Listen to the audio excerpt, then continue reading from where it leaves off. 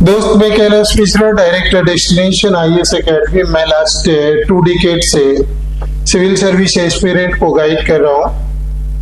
India का शायद ही कोई डिस्ट्रिक्ट होगा जहां मेरा पढ़ाया हुआ IAS या PCS अधिकारी न हो।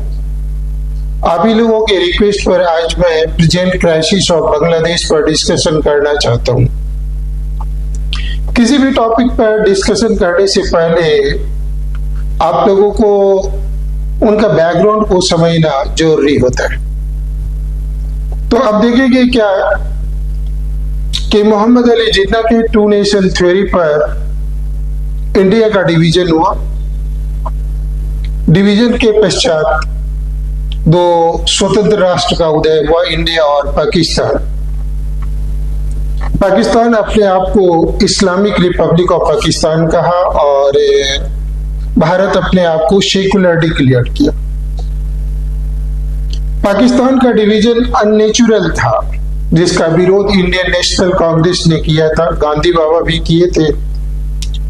लेकिन उनके बावजूद भी धर्मांधता के कारण आप देखेंगे पाकिस्तान इंडिया का डिवीजन हुआ और स्वतंत्र भारत और पाकिस्तान का उदय हुआ।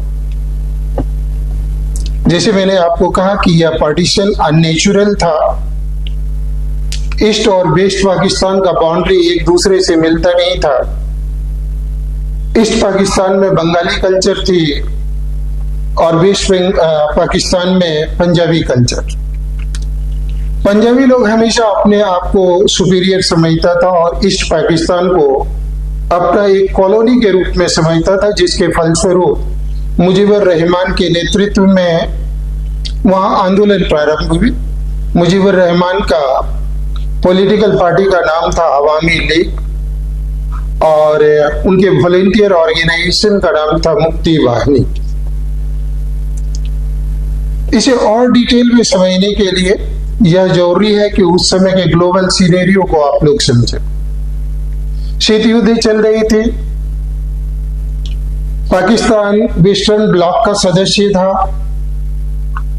और संयुक्त राष्ट्र संघ में कश्मीर के मुद्दा पर वेस्टर्न कंट्रीज का पाकिस्तान को समर्थन प्राप्त था।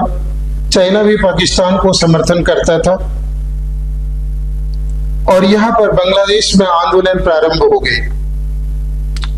1970-71 में पाकिस्तान में चुनाव हुआ, जिसमें ईस्ट पाकिस्तान में अवामी लीग को थम्पिंग मेजोरिटी मिला।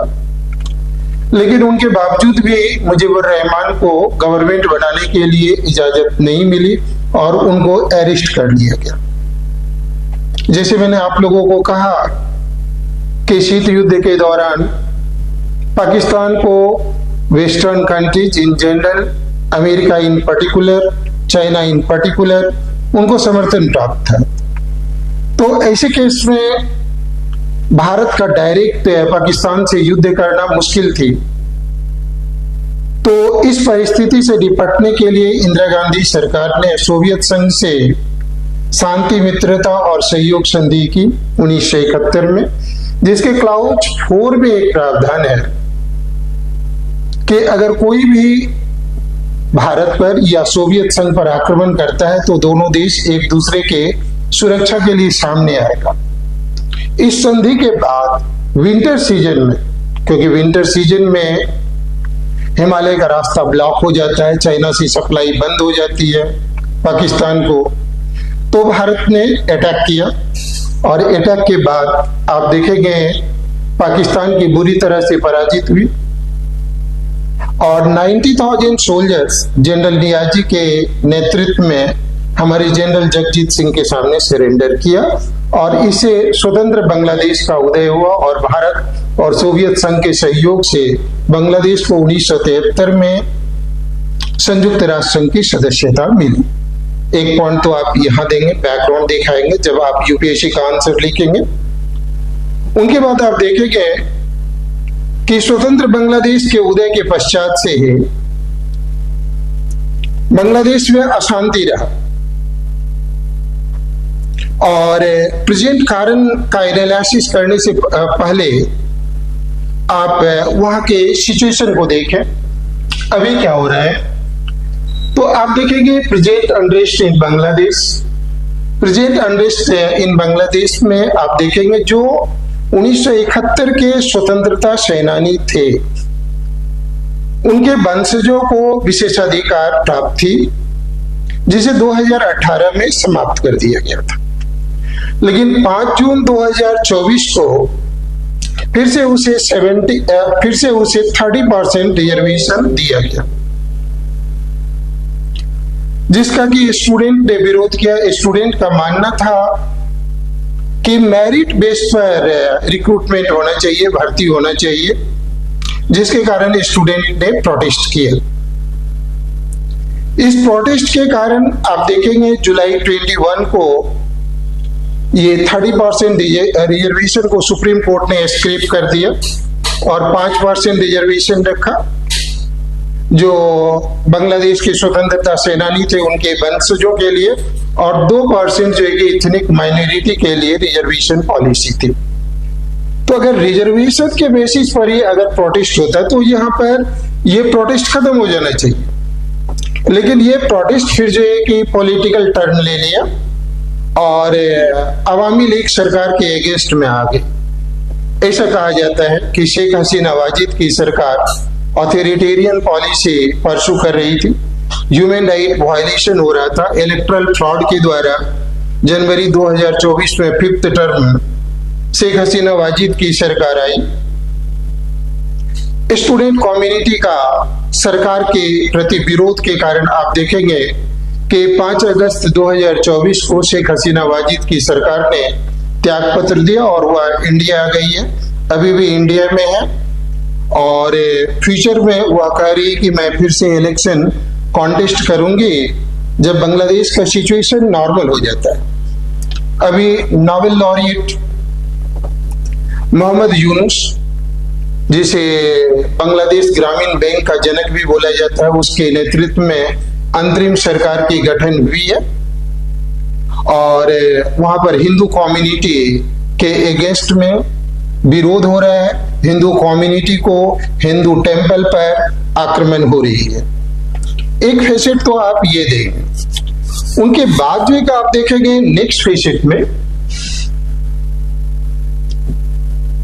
हिस्ट्री ऑफ हू इन बांग्लादेश। केवल बांग्लादेश तक अपने आप को सीमित नहीं रखें, क्योंकि इस पीपीटी की अपनी लिमिटेशन है। आप देखेंगे कि सेकेंड वर्ल्ड वॉर के बाद एशिया, अफ्रीका, लैटिन अमेरिका के अनेक देशों को स्वतंत्रता प्राप्त हुई।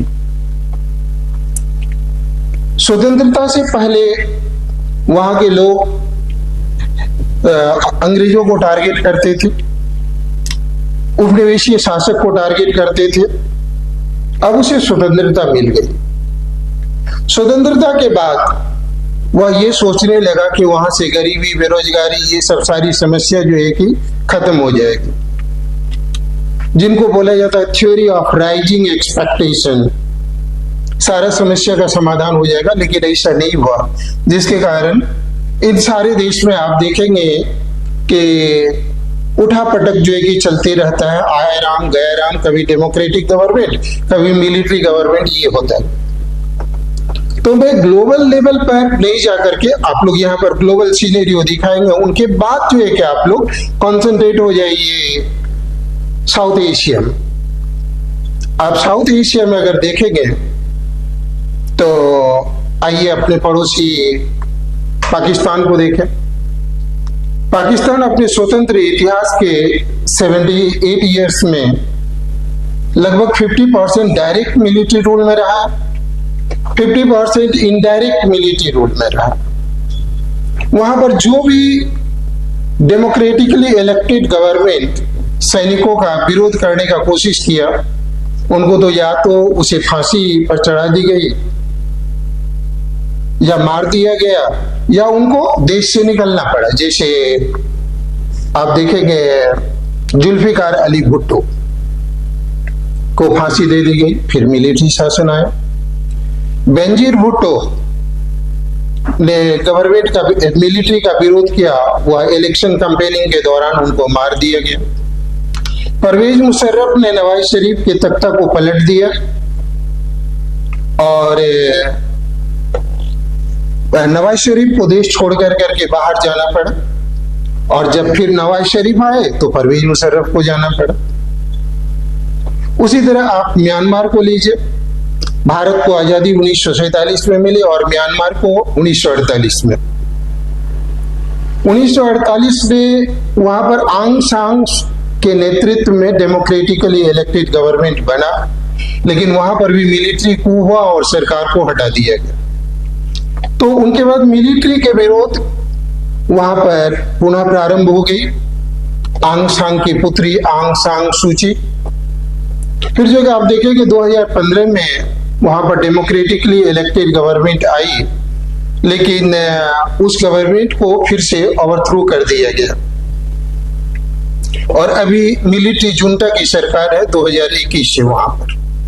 फिर आइए मालदीव। मालदीव के कॉन्टेक्स्ट में अगर आप देखेंगे तो वहां पर मालदीव को स्वतंत्रता 1966 में मिला और वहां पर मोहम्मद अब्दुल गयूम के नेतृत्व में सरकार बनी, और इस सरकार को वहां के बिजनेस कम्युनिटी एलटीटी के मदद से टॉपल करने का कोशिश किया 1988 में, जिसमें भारत ने एक्टिव रोल प्ले किया और फिर से मोहम्मद गयूम की सरकार को रीएस्टैब्लिश किया, जिसको ऑपरेशन कैक्टस कहा जाता है। उनके बाद से आप देखेंगे कि मालदीव में भी पॉलिटिकल इनस्टेबिलिटी की दौर रही, वहां पर भी आयाराम गयाराम की सरकार रही, और अभी जो प्रेसिडेंट मोइजू की सरकार है वह चाइना का समर्थक माना जाता है। अब आप आ जाए बांग्लादेश में। बांग्लादेश में शेख मुजीबुर रहमान की हत्या हुई 1975 में, जिसे बंगबंधु भी बोला जाता है, फादर ऑफ बांग्लादेश भी बोला जाता है, और उनको हटाया खालिद मुशर्रफ ने, और खालिद मुशर्रफ के अगेंस्ट में फिर कू हुआ। ये सरकार 1977 तक रही और 1977 में जियाउर रहमान का शासन आया। जियाउर रहमान, जिसकी वाइफ बेगम खालिदा जिया है, वह 1977 से 1981 तक सत्ता में रही। उनके सत्ता को ओवरथ्रो किया गया जनरल इरशाद के द्वारा। वह 1982 से लेकर के 1990 तक सत्ता में रहे। वहां पर भी पॉलिटिकल इनस्टेबिलिटी आई और लॉन्गेस्ट सर्विंग प्राइम मिनिस्टर वहां का अवामी लीग का शेख हसीना वाजिद बनी, और उनके बारे में एलिगेशन जो है कि ये लगाया जाता है कि वह इंडिया समर्थक है, प्रो इंडिया है, ऑथोरिटेरियन रूल है, उनका ह्यूमन राइट का वायलेशन किया जाता है। उनके रिजीम में इलेक्ट्रल फ्रॉड हुआ, क्योंकि 2024 जनवरी में जब वहां पर चुनाव हुई तो opposition party BNP, Bangladesh nationalist party, जिनके हेड आप देखेंगे खालिदा जिया, उनकी पार्टी इसमें पार्टिसिपेट नहीं की थी। अब जो कि नेक्स्ट एस्पेक्ट हम देखेंगे इसमें फॉरेन हेल्प। फॉरेन हेल्प, जब कभी भी आप यूपीएससी का आंसर देखेंगे लिखेंगे तो कुछ एस्पेक्ट ध्यान में रखने चाहिए। पहला, हिस्टोरिकल बैकग्राउंड जो आपने देखा, उनके बाद involvement of super power, strategic relation, political relation, economic aspect, involvement of neighbours, involvement of other countries, ये सब एस्पेक्ट को हमें देखना चाहिए।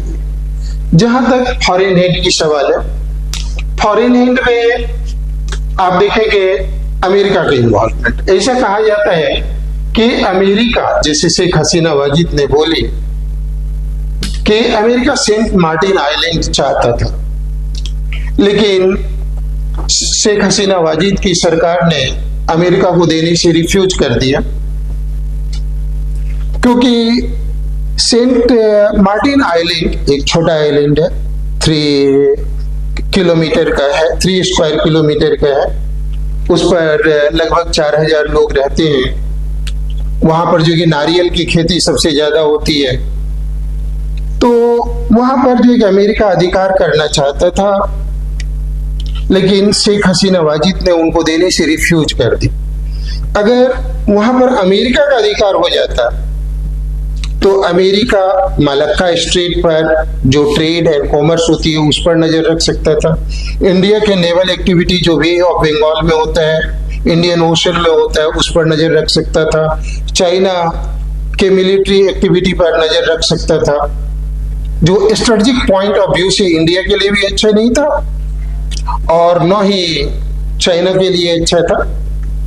बांग्लादेश ने इंडिया और चाइना से अच्छा रिलेशन बना करके रखने के लिए अमेरिका को सेंट मार्टिन आइलैंड नहीं दिया, जबकि अमेरिका का कहना है कि हमें इस तरह का कोई आइलैंड नहीं चाहिए था। ये झूठा एलिगेशन।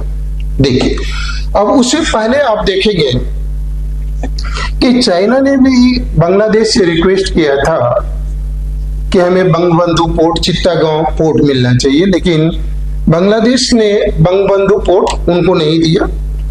बाद में जो कि उनको रिकंस्ट्रक्शन के लिए दिया और इंडिया को भी उसमें इन्वॉल्व किया, जिससे कि दोनों देशों के साथ अच्छा संबंध बना करके रखा। चाइना का यहाँ पर इंटेंशन बंगबंधु पोर्ट बांग्लादेश में वो लेना चाहते हैं। ग्वादर पोर्ट पाकिस्तान में उनको चाहिए और वह म्यांमार में कोको आइलैंड पर अधिकार करना चाहता है। कोको आइलैंड पर वो अपना military observation centre already establish कर चुका है और म्यांमार से कोको आइलैंड, मालदीव में वह मारो आइलैंड लेना चाहता है, सेशल आइलैंड और पाकिस्तान का ग्वादर पोर्ट, श्रीलंका का हम्बलटोटा,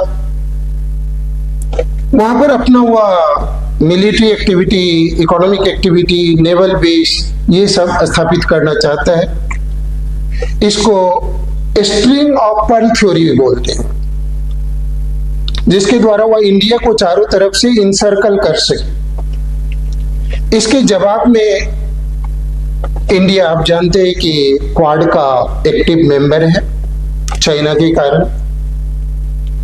इंडिया जो है I2 U2 किया है चाइना को बैलेंस करने के लिए। तो यहां पर चाइना का भी इन्वॉल्वमेंट है, इंडिया का भी इन्वॉल्वमेंट है। आप देखेंगे कि इंडिया बांग्लादेश का one of the largest trading partner है। China is the largest trading partner and followed by India. तो इंडिया का वहां स्ट्रेटेजिक इंटरेस्ट है और साथ साथ जब कभी भी BNP की सरकार आती है बेगम खालिदा जिया के नेतृत्व में, तो वहां पर आतंकवादी गतिविधि जो है कि बढ़ जाता है भारत के अगेंस्ट में, क्योंकि BNP को पाकिस्तान का समर्थक माना जाता है। और वहां का एक संगठन है जमायत इस्लामी। ये जमायत इस्लामी हमेशा पाकिस्तान का समर्थक रहा, वह पाकिस्तान का विभाजन नहीं चाहता था और जमायत इस्लामी 1970-71 में बांग्लादेश नेशनलिस्ट और हिंदू कम्युनिटी को टारगेट किया था।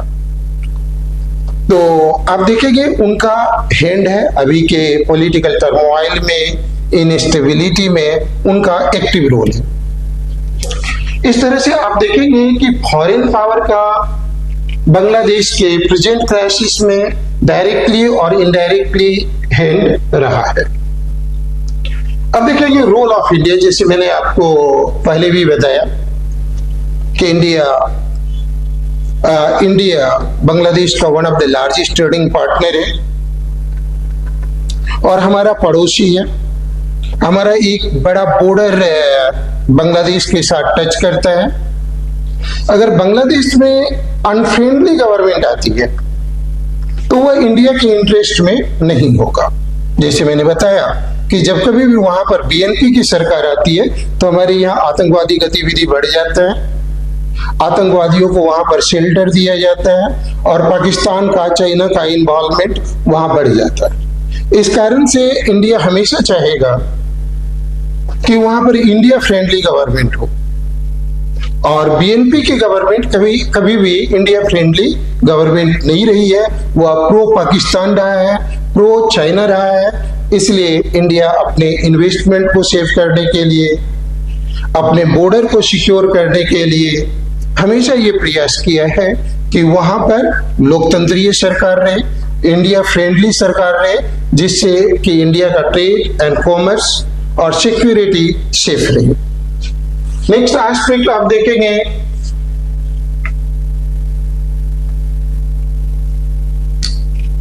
हिंदू कम्युनिटी।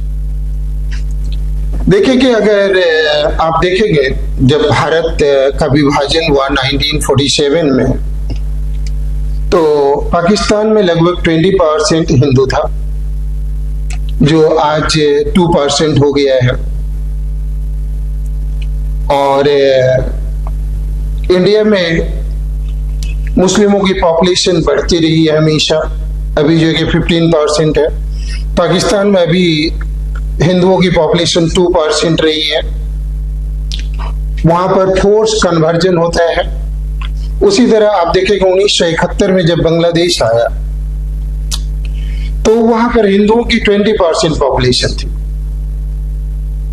और वहां पर हमेशा हिंदुओं को टारगेट किया गया, आज भी टारगेट किया जा रहा है। और आज हिंदुओं की पॉपुलेशन वहां पर 8.9% है। ये हिंदू गया कहां? या तो उनको फोर्स किया गया कि इमरास इस्लाम, जैसे आप देखेंगे कि हेजोंग कम्युनिटी, हिंदू कम्युनिटी था, हेजोंग और चकमा बुद्धिस्ट फॉलोवर था। हजारों की संख्या में वो माइग्रेट हुआ त्रिपुरा में, असम में, north east, other states of north east India में, क्योंकि वहां पर उनको टॉर्चर किया जा रहा था। अभी जो 8.9% हिंदू कम्युनिटी है, वह शेख हसीना वाजिद का कट्टर समर्थक है। जैसे इंडिया में आप देखेंगे कि मुस्लिम कम्युनिटी बीजेपी को अनटचेबल समझता है, उसी तरह बांग्लादेश में देखेंगे कि हिंदू कम्युनिटी बीएनपी को अनटचेबल समझता है।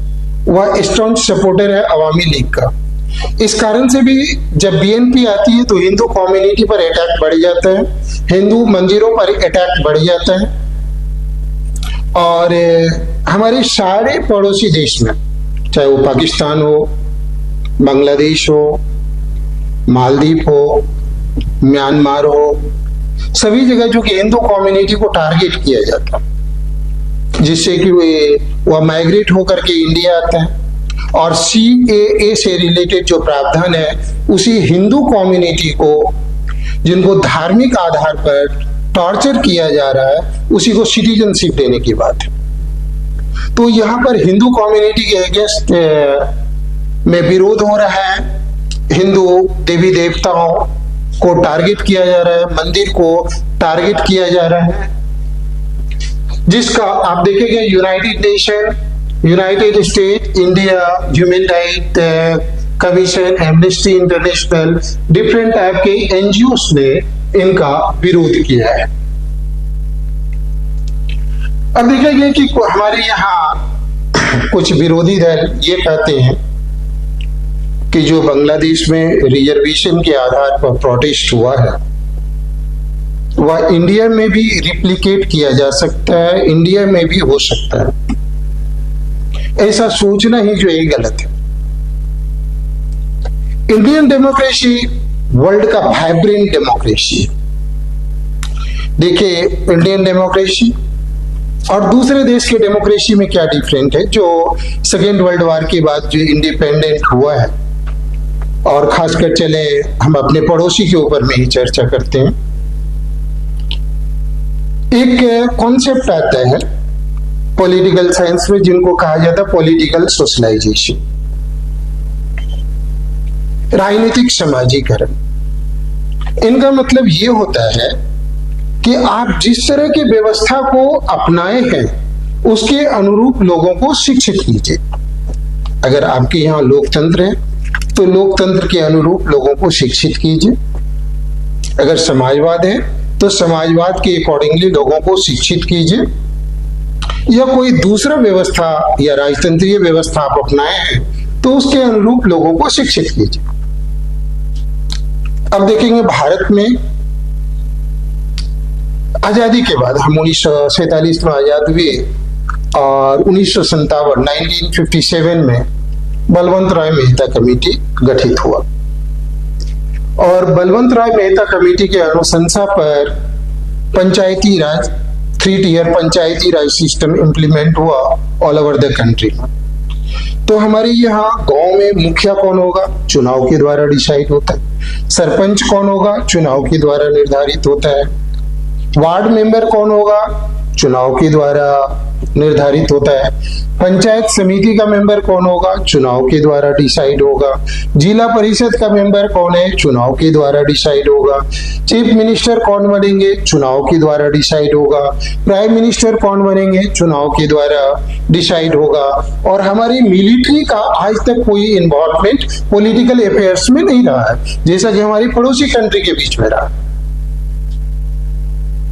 तो इस कारण से इंडिया में इस तरह की सिचुएशन कभी भी नहीं आ सकता है, क्योंकि इंडियन डेमोक्रेसी मैच्योर्ड है। अगर आप अपने पड़ोसी पाकिस्तान को देखेंगे, जैसे मैंने पहले भी बताया कि उनके इतिहास का 50% ईयर्स में डायरेक्ट मिलिट्री रूल रहा है और रिमेनिंग 50% में इनडायरेक्टली मिलिट्री रूल रहा। वहां पर अभी भी शहजादा शहजादी का इम्पोर्टेंस है और हमारी यह जमींदारी व्यवस्था को पूरी तरह से खत्म कर दिया गया। उसी तरह आप देखेंगे कि हमारे यहाँ चुनाव में कोई धांधली नहीं होता है। चुनाव में निष्पक्षता बरतने के लिए ईवीएम लाया गया। ईवीएम का विरोध हुआ तो वीवीपैट मशीन लाया गया। विरोधी दल जब हार जाते हैं तो कहते हैं कि ईवीएम खराब है, और इसी ईवीएम से अरविंद केजरीवाल 2 बार बीजेपी को दिल्ली में हरा चुके हैं। कर्नाटका में इसी ईवीएम से कांग्रेस ने बीजेपी को हराया। पंजाब में इसी ईवीएम से आम आदमी पार्टी ने बीजेपी को हराया। ममता दीदी 15 ईयर्स से इसी ईवीएम से चीफ मिनिस्टर बनी हुई है। इसलिए हमारा डेमोक्रेसी ट्रांसपेरेंट है। उनके बाद आप देखेंगे हमारे यहाँ कोई ऑथोरिटेरियन सिस्टम नहीं है। हमारे यहाँ बूथ रिगिंग नहीं होता है। कभी कभी अपोजिशन कहता है कि ईडी, सीबीआई, ये सब को अपोजिशन के अगेंस्ट में लगाया जाता है, लेकिन उसके पास में प्रूव्ड रिकॉर्ड है। सुप्रीम कोर्ट है हमारा। सुप्रीम कोर्ट हमारा तो ये है कि अरविंद केजरीवाल अभी जेल में थे, लोकसभा के चुनाव के दौरान कहा कि इनको बेल दो जिससे कि ये चुनाव प्रचार कर सके। दूसरा बात रिजर्वेशन, वहां का रिजर्वेशन प्रिविलेज क्लास को दिया जा रहा था। जो 1971 के वार में भाग लिए थे उनके वंशज को इस तरह का रिजर्वेशन दिया जा रहा था। हमारे यहाँ रिजर्वेशन जो है कि down trodden section, poor state of the society को दिया जा रहा है। तो इसलिए हमारा रिजर्वेशन और वहां का रिजर्वेशन भी गलत है। इसलिए अपोजिशन पार्टी जो कहते हैं कि भारत में भी इस तरह की घटना दोहराई जा सकती है, हो सकती है, जो कभी भी संभव नहीं है। आप लोग इन सारे पॉइंट को, सारे एंगल को ध्यान में रखते हुए आंसर देंगे यूपीएससी में, क्योंकि यहां से इस बार का मेन का क्वेश्चन पूछा जा सकता है। Thank you.